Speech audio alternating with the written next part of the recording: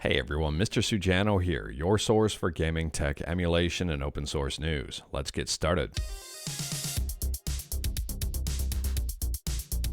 Alright, to kick things off, we're talking about PlayStation 3 emulation on Android with RPCSX UI Android, formerly known as RPCS3 Android. And RPCSX UI Android just got a brand new update. So at the time of filming, version 2025-0417 is the latest update. It's up on GitHub and there is an APK available. This one is 100% free and open source. So as for what's new here, we've got a whole bunch of bug fixes as well as something I think a lot of people will be excited about, and that's right here, implement input mapping support. On top of that, it seems there were some performance improvements because this person here is saying Dead or Alive 5 Ultimate Core Fighters on the Odin 2. As you can see, it's not running at full speed, but kind of playable. It definitely has improved since the first release of RPCSX. I would say, well, it is running. I wouldn't classify that as playable for a fighting game, but that might just be me.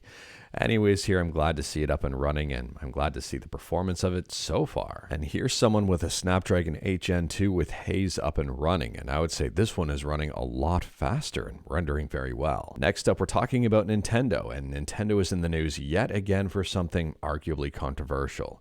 So it seems that Nintendo Switch 2 may not have VRR support, something that was announced and has since been scrubbed from their websites. Now to be clear, this means VRR while docked. It seems that VRR while in handheld mode might still be a thing. But they say here they've removed it from Canada and the US site, and this person over on Reset Era. And if you are curious about this stuff, like everything we talk about, links are in the description below at the bottom. I don't hide my sources. But this person over on Reset Era has compared what used to be on the website to what's now on the website. And VRR when in docked mode is missing. Unfortunately, at this point in time, I don't have any more information on the subject. Nintendo has not clarified what exactly is going on here. They haven't issued a statement. All they've done is seemingly removed VRR from docked support. I'm wondering if it's a feature that will be present later on, maybe not at launch, or what exactly is happening. If you know, if you want to speculate, let me know your thoughts in the comments below. And on a side note here, for those who may not be aware, VRR stands for Subscribe to Mr. Sujano, or Variable Refresh Rate, depending on how you wanted to interpret that. At a very high level, VRR allows a monitor to adjust its refresh rate based on the output of the system, and that helps eliminate tearing and maybe a little bit smoother than something like VSync. But moving on, and next up we're talking about another gaming handheld, the Steam Deck and SteamOS. And I guess it's not going to be just the Steam Deck moving forward. I mean, we've got other handhelds that can now run SteamOS. Anyways, here's SteamOS version 3.73 preview has just dropped. Now it's worth pointing out that this is a preview build, so there may be some more bugs and issues compared to something like a stable build. Anyways, here they've added support for frame limiting with VRR displays, internal and external. They've added support for the power button on Asus and Lenovo handhelds. And they've also improved support for Asus and Lenovo handhelds. It's going to be a while before I'm used to saying Asus and Lenovo in the same breath as SteamOS, but I'm not complaining. Next up, we're talking about SaveState, which is a user-friendly GUI application for Windows to easily back up and restore video game save files. Especially useful for games without cloud saves or for mapping multiple save locations. And SaveState just got a big update. So at the time of filming, version 1.3.2 is the latest release, and SaveState has gotten better, faster, and stronger. It now has supercharged heuristics, so the search logic has been rewritten to be much smarter. It's also a lot faster, and it's got improved sorting. Next up, we're talking about game preservation and discovery, and there was something very interesting that was uncovered that has captured a lot of people's attentions. And no, it's not Sonic holding a gun that says, "We'll blow your mind." It is here for the Virtual Boy. I gotta scroll down for it. Right there. Anyways, here it says, perhaps the best part of this discovery is the screenshots for Mario Smash, the canceled Mario game for Virtual Boy. These are very high quality and high resolution. The pixels are clean enough someone could accurately recreate them in all pixel art with some patience. Taking a look at the screenshots, and they seem to be of pretty darn good quality. I'm kind of surprised that this game wasn't released on the Virtual Boy because it looks like it would have been pretty darn good. I've got no idea if there's a prototype of this floating around somewhere, if it has been preserved somewhere and just hasn't been communicated. But let me know your thoughts about this one in the comments below. But moving on and continuing to talk about Nintendo, next up we're talking about the Mario Kart World Direct, which is set to take place on April 17th, possibly before you watch this video or possibly during your time watching this video. I'm curious to see what Nintendo unveils here. I've got no idea if they're going to relay pre-order dates for the US or Canada or anything like that. I'm hoping they give a bit of insight here as to possible future prices of the Switch or pre-order dates or really anything. But let me know your thoughts about this one in the comments below if you've seen it before I have. And speaking about price increases and Canada, next up here we're talking about something I'm not really excited about. I mean, I'm not excited about price increases in general, but at the same time here, this one hits home because it's Canada. Anyways, here the price of PlayStation Plus is reportedly going up $30 a year in Canada. I've got no idea when the States is going to be impacted, if they're going to be impacted. But at the same time here, we've seen PS Plus prices increase across the board. $30 per year in Canada, I would say, is a pretty big increase. Now, unfortunately, and this to me is a big unfortunately, the Reset Era reporting of $30 increase seems to be understating the actual increase. I'm taking a look at the actual PlayStation website right now. I am in Canada, and these are Canadian prices. For the Essential package for 12 months, it's sitting at $110. For PlayStation Plus Extra, it's $190 per year. And for PlayStation Plus Premium, it's $225 per year. This is a $35 increase. The Extra is a $35 increase, and the Essential is a $15 increase. Now, fortunately for me, I don't pay for PS Plus Premium anymore. I don't miss it, and I don't regret it. I announced, I think a year or so ago, maybe even 2 years ago, that I wasn't going to be paying for PS Plus anymore, and I really don't miss it. If you're paying for PS Plus, though, if you're in Canada, you're going to be impacted. If you're in other parts of the world, like we talked in a previous video, you're probably going to be impacted.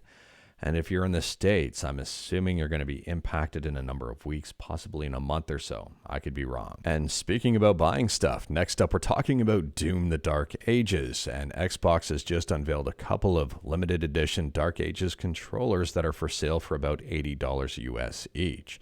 They're going for about $100 in Canada. And I would say these controllers look pretty cool. Now, it is worth noting here the $80 is for the Xbox wireless controller. The Elite Wireless Controller Series 2 is almost $200. I think it is $200. I actually like the look of the wireless controller over the Elite Wireless, but let me know your thoughts between the two.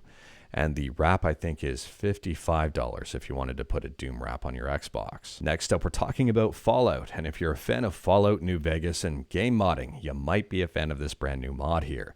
This is supposedly a DLC-sized mod with about 3 hours worth of gameplay.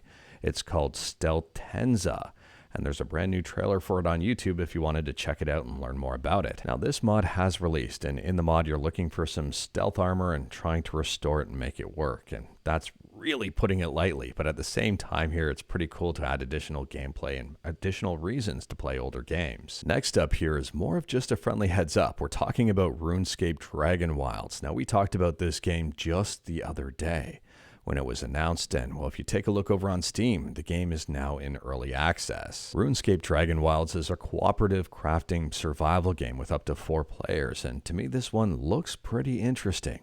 I haven't checked it out yet, but if you have, let me know your thoughts about it in the comments below. Right now on Steam, it's got a very positive review score. Next up, we're talking about game preservation, and I would say this is a pretty big win for game preservation on the SNES. If you're a fan of mechs, if you're a fan of beat-em-ups and side-scrollers, you might be a fan of this game here. It's called Mechanoids 2, The Final Conflict, and it has been preserved. So Mechanoids 2, The Final Conflict was never released. There are 2 prototype builds, not just 1, 2 prototype builds that have been preserved. And if you are interested in learning more about it, I do recommend checking out the Games That Weren't article here because there's some interesting links as well as a very interesting description. And last up here, we're talking about the huge 4chan leak. Now, I was going to talk about this one yesterday, but I was trying to collect more details, and unfortunately, I didn't make it into the video because I needed more information to fully understand the situation. And this is a pretty huge leak. To be honest with you, I think leak is putting it lightly. I would say hacked and leaked, and this is pretty big. So the moderation staff has been doxxed. The source code is reportedly floating out there, and there may be more to come. We're going to have to wait and see moving forward to see what the future of 4chan is. If this is the end of 4chan like a lot of people are calling for, or if this is just going to make 4chan update some things and continue on as normal. If I had to guess, I would say possibly the latter, but we'll have to wait and see on that one. It does seem that 4chan was using some very outdated security protocols that allowed the hacker to hack their website. Now, taking a look at the website, and the website is still currently offline. It was hacked a couple of days ago, and this is probably not good news at all for the website. There are a number of sources, and I want to emphasize this. There are a number of sources saying that 4chan is dead. But let me know your thoughts about this one in the comments below. Do you think 4chan is dead, or do you think it's going to come back? And if it comes back, do you think it'll operate as per normal, or do you think it'll be very different? Either way here, I would say this is highly damaging for 4chan, for both its reputation, or just for the service in general. I don't know if it's coming back, and I think if it comes back, it will look a little bit different. It'll operate a little bit different, and I think the user base is going to be a little bit different. I'm assuming the whole doxing bit, aside from the janitors or moderators, because I think they were using the real names, I think the whole doxing bit is probably not going to affect that many people. I'm assuming here that most people using 4chan were not using the real name nor email address. I could be wrong about that, but that is my assumption for using a website like that. Either way here, let me know your thoughts about it. But anyways, that is all I've got for you in this one. Straight to the point, all stuff and no fluff. We talked about a bunch today. Feel free to discuss anything we talked about in the comments below. If you like this video, leave a like. If you didn't like this video, leave a like. Hit that subscribe button. Check out my other videos. Don't tempt fate. Save your state.